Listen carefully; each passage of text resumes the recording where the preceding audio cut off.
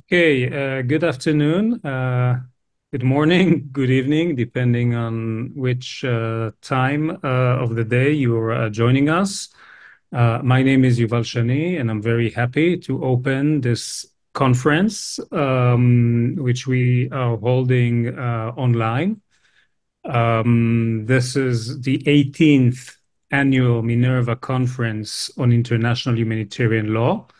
This has been, as you understand, a very lengthy tradition, which stems from the centrality of international humanitarian law in the experience of the Hebrew University and the State of Israel, in which we are located, but also because of the increased interplay and the increased relationship between human rights, which is the main theme of the Minerva Center, and the topic of international humanitarian law. This conference is unusual in the series, and it is unusual in more than one sense. It is unusual in that it is held online. Although I vaguely recall that we may have done so also during COVID. But it is also unusual in the sense that we postponed the conference. We were planning to hold it in the fall, but because of the war, we have decided that we will postpone the conference to the spring and hold it, like I said, online. When we have conceived of the conference, we were very much, of course, as many researchers in Israel and outside Israel, were very much occupied by the what we will refer to as the constitutional overhaul or judicial revolution. And we wanted to explore in that connection the interplay between judicial reform or constitutional reform and the ability to implement humanitarian law. At least in the Israel context, there seems to have been some connection between attempts to weaken the legal system and concerns about that legal systems, perhaps judicial activism in matters relating to national security, and perhaps affording too much judicial review over governmental policy that had impact on Israel and on the territories. Now we are at a different place. It's to some extent we have other pressing concerns, but many of the issues remain important issues of principle.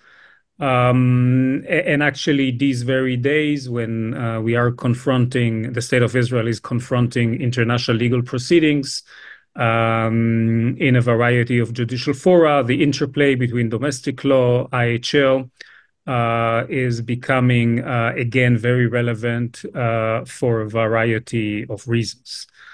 Before ceding the floor to our two initial speakers who would say a few words of greeting, I would like to acknowledge the contribution of the members of the conference committee to drafting the call for papers and also for selecting proposals. We have received quite a few proposals, and we were very pleased to assemble a very good set of speakers.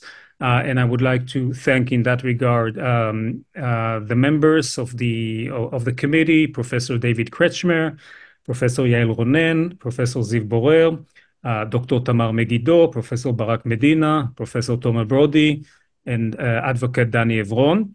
I also was a member of that committee, so I shirk no responsibility in that regard. I also want to thank the members of the Minerva team. Minerva is a very active research center, but the activities are facilitated ultimately by a very small team of staff members whose work is being overseen and orchestrated by Danny Evron, who I've mentioned before. And I would like to thank in that regard Nofit Zharia, Tamar Omasi, Yulia Epstein, and Noam Pressman. Without a further ado, I will now turn the floor to our dean, Professor Tomer Brody, to say a few words on behalf of the faculty. Professor Brody, as he may divulge, is also a former director of the Minerva Center. Thank you, Yuval. In normal times, I would simply say that it's a pleasure to greet you to this conference, but these aren't normal times. Nevertheless, it is a pleasure to greet you to what is indeed the 18th annual conference, IHL Conference of the Minerva Center, and it's a double pleasure of appreciation that despite these very tough times, you're participating, albeit as Professor Walzer also mentioned earlier, we would have loved to host you all in Jerusalem, but we'll do it Zoom, and there are also advantages to that.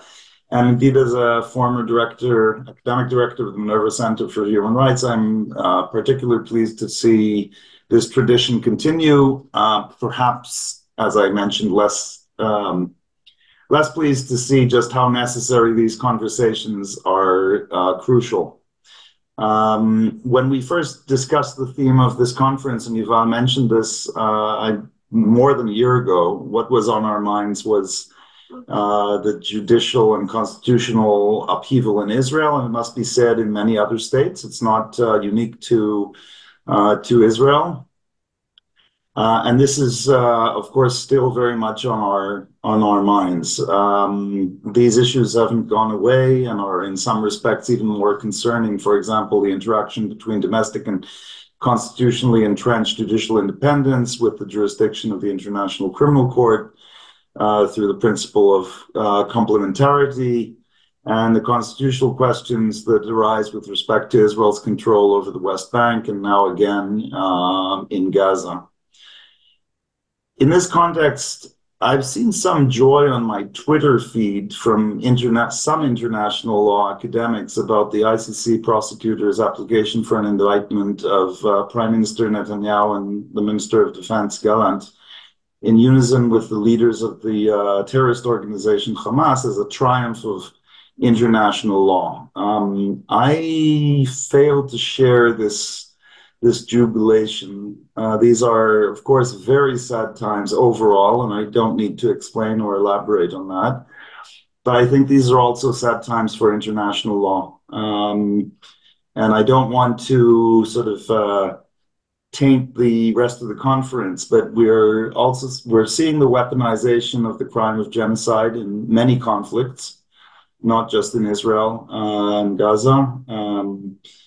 Most recently in Gaza, we're witnessing a politicization of a new kind of the international criminal legal system, embedding populist false symmetries, which will ultimately contribute to the feeble legitimacy of the International Criminal Court. I'm sure or the International Criminal System. I'm sure we'll be discussing this a lot, and we'll hear some more about symmetries and asymmetries from Professor Walzer in his keynote that I'm looking forward very much to hearing in a few minutes. In any case, to be brief, I look forward to following the panels and wish us all a successful conference. And to echo Yuval's comments, I thank the organizers, the conference committee, and the entire Minerva Center team for their steadfastness in making it happen.